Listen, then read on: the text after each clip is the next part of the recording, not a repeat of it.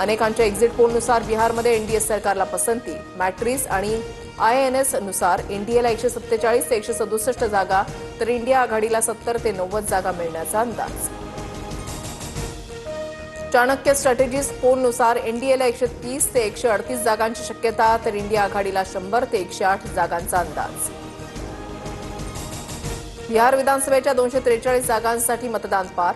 14 नोव्हेंबरला मतमोजणी. भाजपा आणि नितीश कुमार यांची जेडीयू विरुद्ध काँग्रेस आणि तेजस्वी यादव यांची राजद अशी मुख्य लढत असणार. महायुतीमध्ये जागावाटपावरून वादंगाची शक्यता. ताकद असेल तिथे मागे हटू नका. समान जागांसाठी आग्रही भूमिका घ्या. जिल्हा प्रभारींच्या बैठकीमध्ये भाजप नेत्यांचा सूर. समन्वय समितीच्या बैठकीमध्ये सुद्धा पडसाद. सूत्रांची माहिती. मिनी विधानसभेतही भाजपला सर्वात मोठा पक्ष बनवण्यासाठी प्रयत्न करा. महायुती जिंकली पाहिजे उद्दिष्ट ठेवून काम करा. मुख्यमंत्री फडणवीसांच्या भाजप नेत्यांना सूचना.